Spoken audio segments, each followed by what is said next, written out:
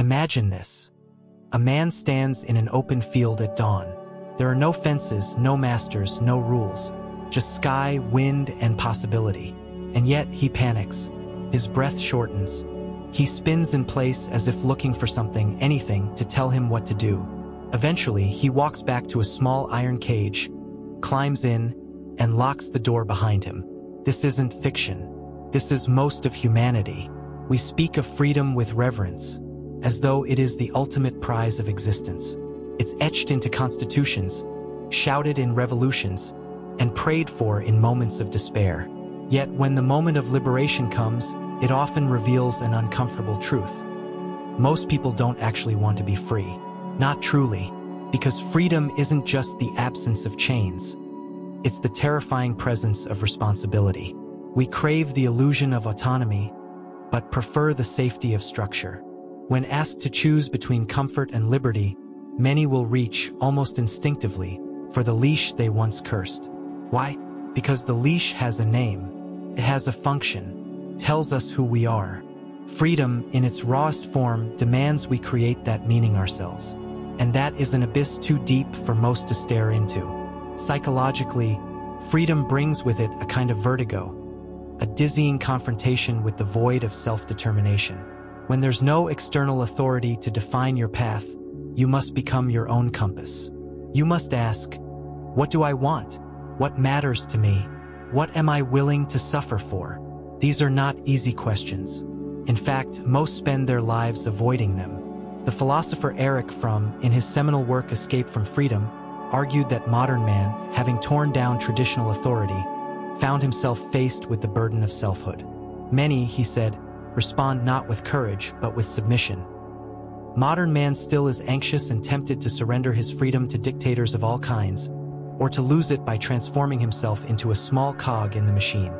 That transformation from individual to cog is often subtle. We see it in the unquestioning employee, the compulsive consumer, the zealous follower. Their lives are orchestrated not from within, but from the outside. Their values are not forged in fire but borrowed wholesale, from media, culture, religion, politics. They may speak of choice, but every choice is pre-filtered, pre-approved, pre-sold. And yet, they sleep more soundly than the free man, because the free man is haunted by doubt, by the knowledge that he, and he alone, is accountable for what his life becomes. There is no divine plan to blame, no system to hide behind, only a mirror. Carl Jung, ever the depth psychologist, once wrote, "People will do anything, no matter how absurd, to avoid facing their own souls." And freedom, real existential freedom, is precisely that, a confrontation with the soul. No masks, no scripts, just you. But how many truly want that? How many are willing to face themselves without distraction, without dogma, without a role to perform? It is easier to adopt a label than to ask who you are. It is easier to submit to a leader than to become one. It is easier to suffer within a system than to walk alone outside it. And so, in a strange twist of irony, the cage becomes sanctuary. The familiar, even when oppressive, is preferable to the unknown. The majority do not seek freedom, they seek relief from freedom. They want to be told what's good, what's evil, what to pursue, what to reject. They want to trade the pain of autonomy for the numbness of obedience. This is not cowardice. It is a deeply human response to the unbearable weight of being. But this raises the next, darker question. Why is selfhood so terrifying? Why is the soul, the very thing we are told to discover, such a source of dread? To answer that, we must go deeper into the twisted terrain of identity, shame, and the myth of authenticity. Freedom forces us into a confrontation not just with the world, but with ourselves. And in this confrontation, many discover a truth more horrifying than any tyrant: that the self they've carried all their lives is largely an illusion, an inherited patchwork of beliefs, fears, defenses, and borrowed desires.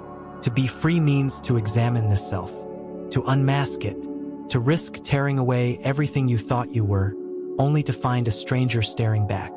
That is the core terror.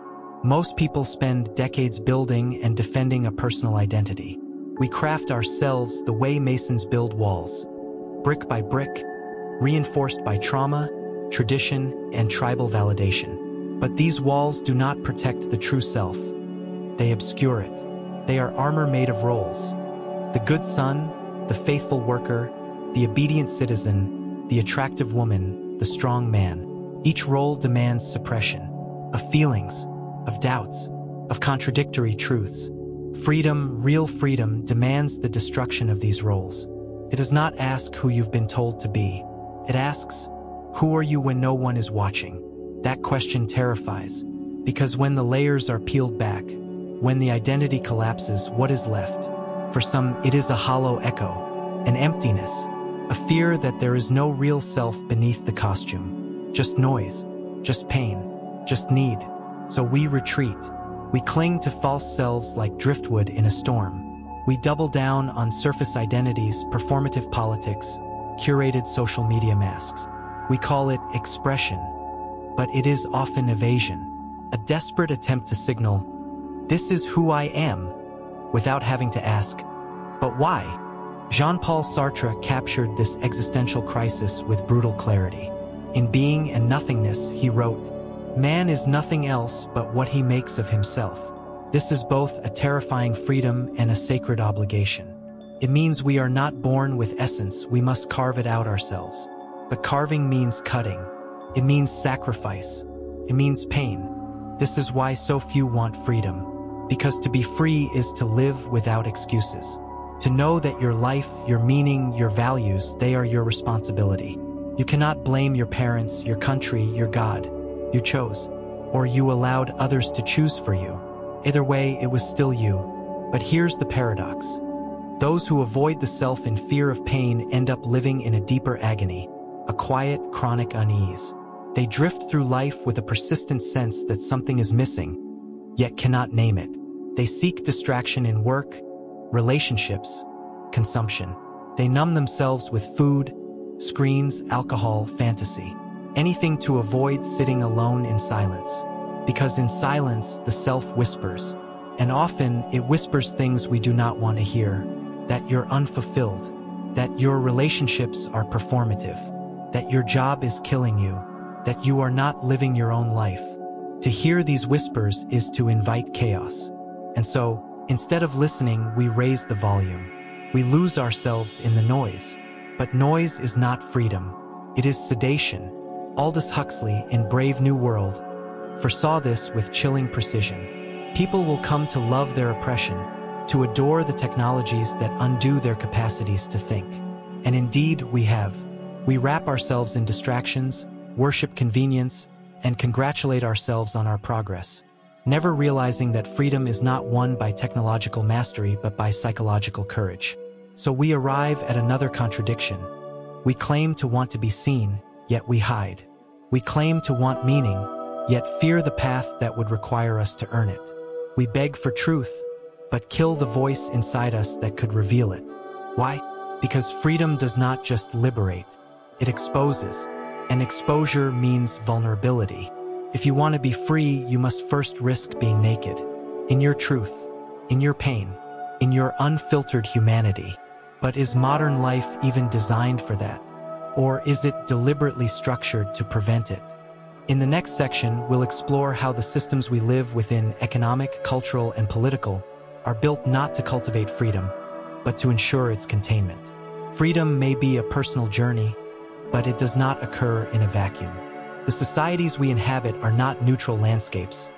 They are intricate systems engineered to shape behavior, perception, and desire. And if we look closely, we begin to see that these systems are not built to nurture individual freedom. Quite the opposite. They are built to discourage it. Consider the structure of modern economies. From birth, we are embedded into a framework that equates value with productivity. Not creativity, not authenticity, productivity. We are taught that to be worthy, we must be useful, preferably in ways that feed larger institutions, corporations, governments, markets. Our schedules are dictated by school bells, job deadlines, and tax seasons. Even our leisure time is commodified. You are not free when your survival depends on your compliance. Take the average working adult, bound to a 9-to-5 job or worse. drowning in debt, sedated by endless entertainment, and too exhausted to question the very structure of their existence. This is not an accident. It is design. Arthur Schopenhauer, the gloomy genius of pessimism, once noted, "The greatest of follies is to sacrifice health for any other kind of happiness." Yet our systems demand exactly that. Sacrifice your health, your time, your spirit for what? A mortgage? Pension? A simulated life in a box? And yet we submit. Why? Because the system offers something insidiously comforting: predictability, a false sense of order, a road already paved. You don't need to wonder what your purpose is. The system will give you one. Consume, produce, obey. And in return, it will give you identity, entertainment, and a measure of security. Just enough to keep you too busy or afraid to break away. The result is a society full of people who appear free, but are bound in invisible chains. Chains of credit, reputation, tribal loyalty, and convenience. Culture, too, plays its part. We are bombarded with ideals not designed to free us, but to mold us. From the earliest ages, we are taught what to aspire to: success, beauty, normalcy. But whose definitions are these? Whose image are we trying to emulate? The culture industry feeds us sanitized archetypes, heroes, influencers, lifestyles that dictate how we should feel, love, vote, and even grieve. We are told that individuality is sacred, and yet punished for stepping too far outside the norm. There is freedom of speech. Yes, but dare to speak a truly divergent truth, and watch how quickly the mob turns. Real freedom, the kind that starts with uncomfortable questions and ends with radical change, is rarely celebrated. It is usually punished, ignored, or co-opted. Even politics, which should be the arena of self-determination, has become theater. A performance to keep the population polarized, distracted, and emotionally manipulated. Elections offer the illusion of choice while concealing the deeper continuity of control. Whether red or blue, left or right, the game remains the same. Keep the population divided and dependent. As long as we are fighting each other, we won't fight the structures that keep us subdued. But perhaps the most dangerous force of all is the system within us, the internalization of these structures. The voice that whispers, "Don't rock the boat. Be realistic. Stay in line." This is how control becomes self-sustaining. It no longer needs a dictator. It lives in your own mind. And that is the ultimate tragedy, when the prison is no longer external but psychological. Friedrich Nietzsche foresaw this when he warned, "The individual has always had to struggle to keep from being overwhelmed by the tribe." He added, "If you try it, you will often be lonely and sometimes frightened. But no price is too high to pay for the privilege of owning yourself." But how many are willing to pay that price? The answer is grim, because even if the door is open, many will not walk through it. The cage, after all, has become home. Still, the question lingers like smoke in the air. If our systems are built to suppress freedom, how can anyone truly escape? In the next section, we'll dive into what it actually takes to break free, and why that journey often begins not with triumph, but with suffering. Freedom rarely announces itself with trumpets. More often, it arrives through collapse. Career disintegrates, a marriage implodes, a belief system crumbles. These moments, agonizing, disorienting, and unwelcome, are often the very threshold where true freedom begins. Not because they are liberating in themselves, but because they expose the fragility of everything we once depended on. They leave us naked, desperate, and, paradoxically, ripe for transformation. It is no coincidence that many who become truly free begin their journey with despair. There's something alchemical about suffering. When allowed, not avoided, it dissolves the artificial. It burns away illusion, forcing us to confront the raw material of who we really are. Not the curated version, not the socially acceptable facade, the messy, longing, uncertain core beneath. And yet, most of us run from this process. We label suffering as a mistake, a failure, a sign that something has gone wrong. But what if suffering is not the enemy of freedom, but its necessary precondition? Viktor Frankl, the psychiatrist and Holocaust survivor, understood this intimately. In Man's Search for Meaning, he wrote, "When we are no longer able to change a situation, we are challenged to change ourselves. This is the essence of the crucible, to emerge transformed when the world offers no escape. But transformation is not guaranteed. Many are broken by suffering. They become bitter, closed, defensive. They re-enter the system even more fearful than before. But others, those willing to endure the fire without clinging to old masks, emerge different, not healed, but awakened. Their suffering becomes the soil in which new values are grown. These individuals begin to see with brutal clarity. Most of what they were taught to pursue was hollow. The job, the applause, the marriage, the moral certainty, it was scaffolding, not substance.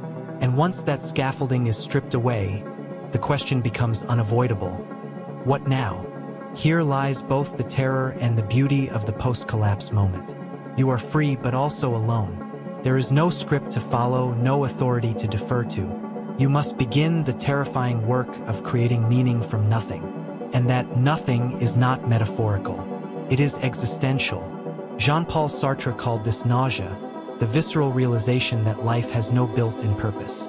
That meaning is not inherited but invented. And that we, as individuals, are responsible for that invention. Man is condemned to be free, Sartre famously wrote. Condemned because he did not create himself, yet is nevertheless at liberty. And from the moment that he is thrown into this world, he is responsible for everything he does. This is not comforting. It's devastating. But it's also the birthplace of true agency. When you've lost everything false, when the identities you clung to have died, when you're no longer playing a role, what remains? You, just you. And from that naked starting point, something extraordinary can happen. The emergence of a life that is chosen rather than imposed. Values that are forged rather than absorbed.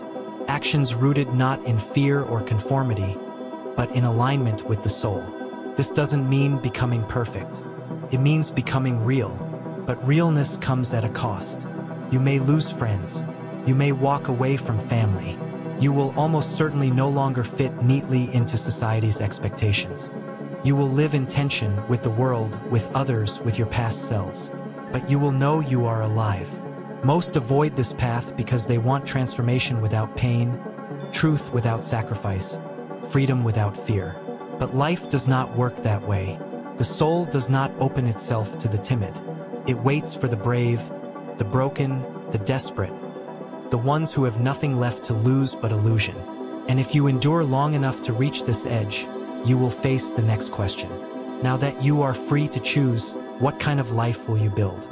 In the next section, we will explore what it means to construct a life from the inside out, how meaning, morality, and purpose must be redefined in a post-fall self-world. What happens after the collapse? After the roles dissolve, the lies fall away, and you stand alone with the terrifying realization that your life must now be authored, not inherited. This is the blank page most people fear. It does not come with applause or reassurance.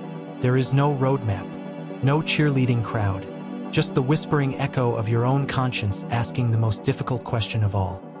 If nothing is given, what will you give yourself to? Most people never get here. They patch the ruins. They return to the job, the marriage, the ideology. They call it recovery, but it's often regression. The unfamiliar terrifies, so they run back into familiarity. But for those who stay in the blank space, who refuse to fill the void too quickly, something profound becomes possible. A life built from the inside out. No longer guided by inherited scripts, you begin to experiment. You explore what feels true, not what sounds impressive or looks acceptable. You ask yourself questions that once seemed impossible. What matters to me? What do I find beautiful even if no one else does? What am I willing to suffer for, even if there's no reward? This is where meaning is born, not in certainty but in struggle, in choosing. The philosopher Soren Kierkegaard wrote, "The self is a relation which relates itself to its own self. Despair is the sickness unto death." To escape despair, one must stop running from the self and begin engaging it, consciously, courageously. This requires more than reflection. It requires action. You begin to align your external life with your internal reality. knowing full well that it will cost you. You may leave your career, your religion, your country. You may sever ties with people who knew the old you but cannot accept the emerging one. And yet, with every act of alignment, something extraordinary happens. Integrity. Not moral superiority, not righteousness, but internal cohesion. You are no longer at war with yourself. Your words match your values. Your time reflects your priorities. Your relationships become deeper because they are not based on performance but on truth. This is rare, not because it is complicated but because it is costly. The world often punishes authenticity, especially when it disrupts the collective trance. But the cost of returning to sleep is far greater. Numbness, resentment, self-betrayal. In constructing a life after illusion, you begin to realize that morality must also be redefined. No longer imposed from above, morality becomes personal, not arbitrary, but earned. You decide what kind of person you want to be, and then hold yourself to that standard.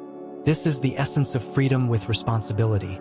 A freedom that doesn't deny the existence of rules, but insists on choosing them deliberately.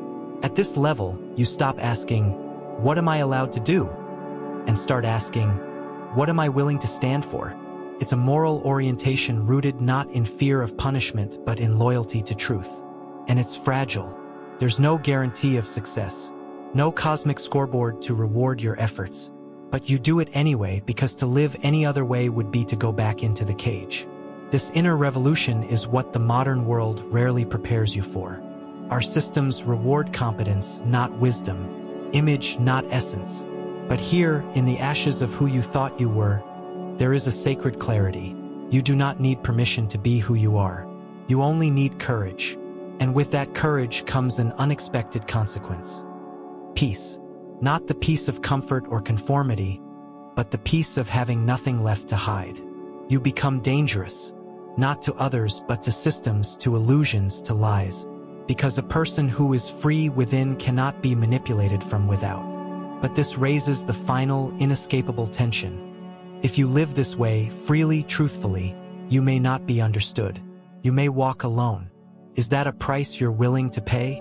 In the final section, we will explore what it means to live as a free human being in a world that still chooses bondage, and how the few who embrace this path can illuminate the way for others.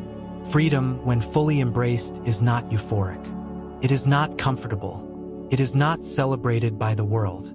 In fact, to become truly free is to step into a kind of existential exile, a separation not from others in body, but in consciousness. You look around and realize, most are still asleep, and they want you to stay asleep with them. But you can't. Not anymore. The journey into freedom strips away your illusions, but it also strips away your belonging. You no longer fit into the molds you once slipped into so easily. Conversations feel hollow. Ambitions seem absurd. So much of what people obsess over, status, image, opinion, feels like background noise to a deeper music only you now hear. And that music is solitude. The lonely terrain of true freedom is rarely discussed. It is not marketable, cannot be packaged into a 10-step program, because it is not a product, it is a burden. One you carry alone, often without recognition, sometimes without reward. And yet, within that loneliness, something luminous begins to stir. Sovereignty. You begin to see that being misunderstood is not a sign of failure. It is the inevitable consequence of self-possession. When your compass is internal, you stop needing the world to validate your direction. You stop living in reaction. You become initiated into yourself. This is where strength is forged, not in domination, but in presence. The ability to remain rooted in your values even when no one applauds. The ability to endure solitude without bitterness. The ability to love others without needing them to reflect you back to yourself. As the philosopher Marcus Aurelius wrote, the tranquility that comes when you stop caring what they say, or think or do, only what you do. Still, the pain of separation remains.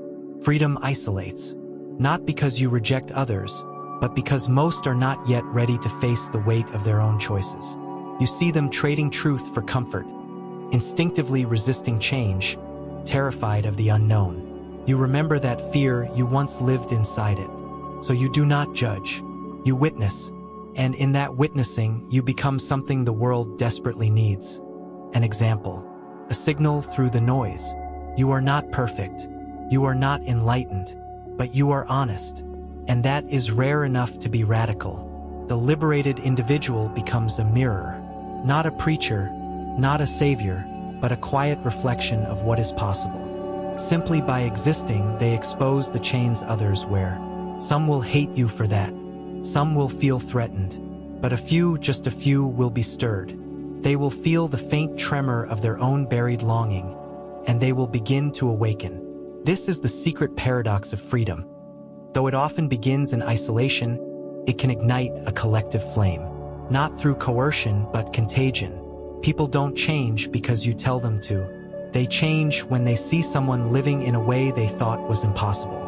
And so, the free soul walks a narrow path. Neither Messiah nor martyr.